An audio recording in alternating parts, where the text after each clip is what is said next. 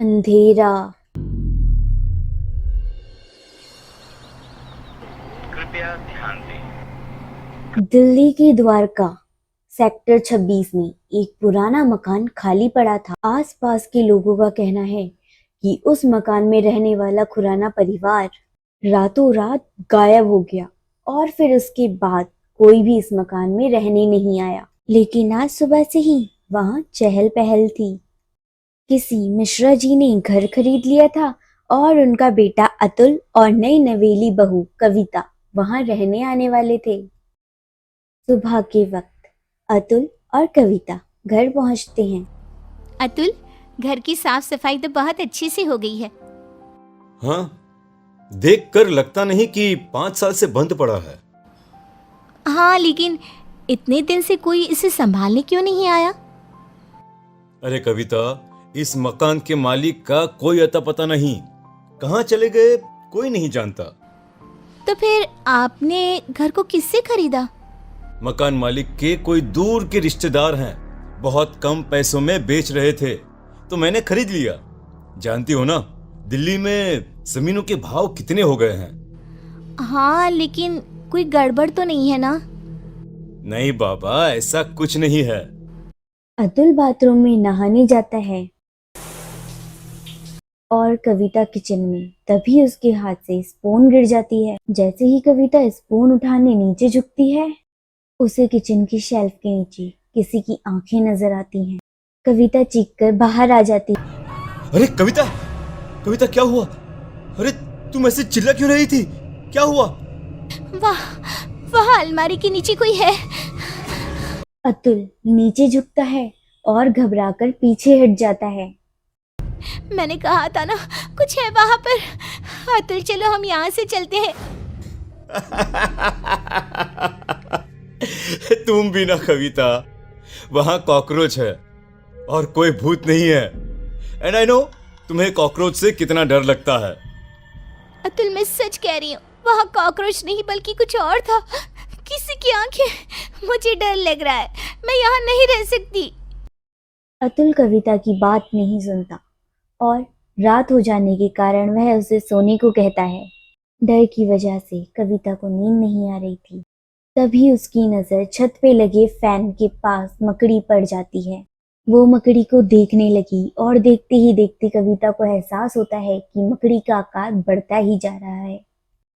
कविता चीखने की कोशिश करती है, लेकिन वह देखती है कि मकड़ी देखते ही देखते डरावनी शक्ल में बदल गई।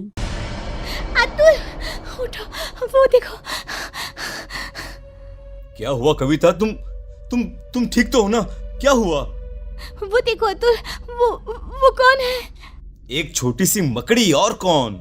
इस घर में कुछ अजीब है अतुल, हमें यहाँ नहीं रहना चाहिए।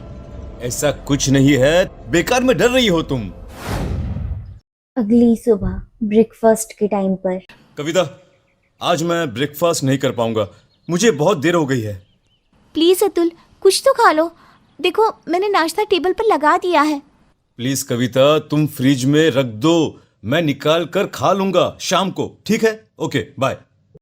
अतुल ऑफिस चला जाता है और कविता किचन का सारा काम करके जब बाहर आती है तो देखती है कि एक बुजुर्ग औरत और एक बुजुर्ग आदमी बैठकर ब्रेकफास्ट कर रहे थे। कविता ये देख खौफ से भर जाती है। कौन है आप लोग और यहाँ क्या कर रहे हैं? अतुल, बचाओ। क्यों डर रही हो बेटा? मैं इस घर का मालिक हूँ, रंजीत खुराना। और मैं इनकी बीवी रमनदीप खुराना। लेकिन आप लोग तो गायब। मेरा मतलब। किसने कहा?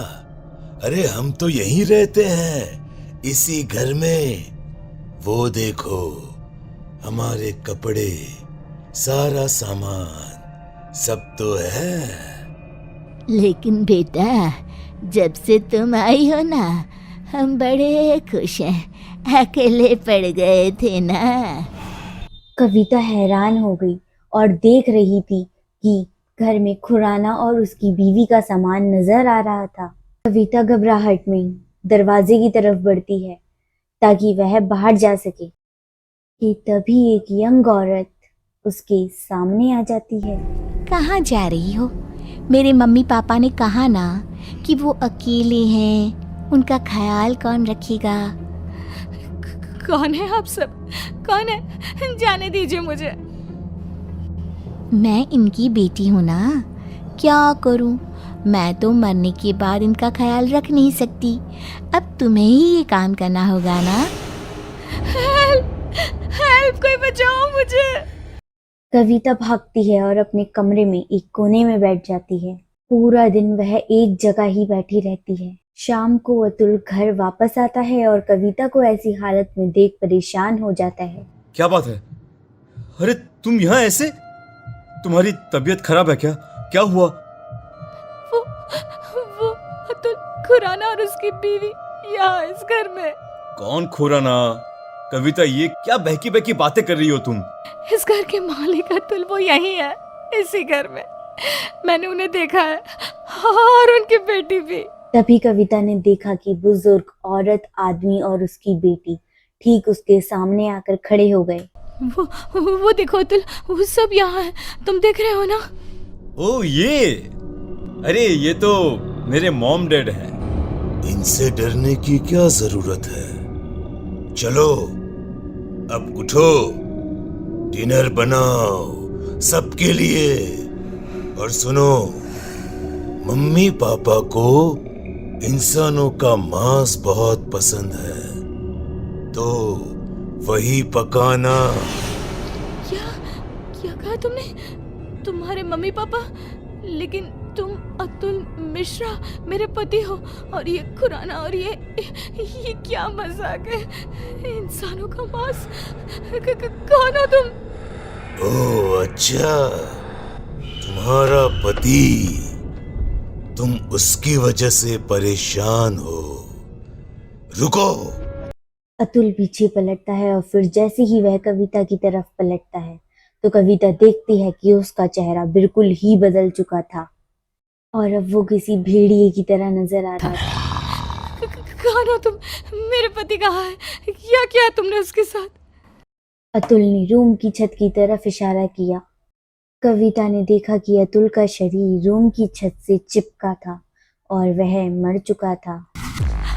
अतुल! अतुल, कोई बचाओ! अब कुछ नहीं हो सकता। जानती हो, ऐसे ही उस रात हम सबको मार के छत पे लटका दिया गया था। क्या गलती थी हमारी और मेरे परिवार की?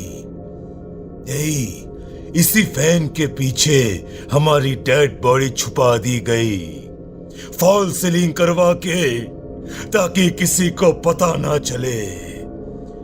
हम सब यहाँ कैद हैं। लेकिन तुमने मेरे पति को क्यों मारा?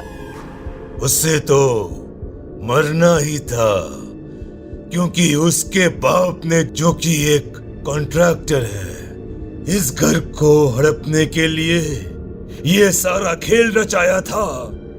उसकी सजा तो मिलनी ही थी। मुझे जाने दो।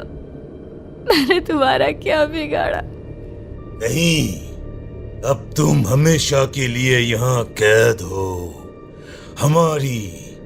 हमारी भूखी तड़पती आत्मा को संतुष्टि करने के लिए एक जिंदा इंसान का इस घर में होना जरूरी है। और अब से ये काम तुम करोगी। किसी को पता नहीं चलेगा कि तुम कभी यहाँ आई भी थी। हैं?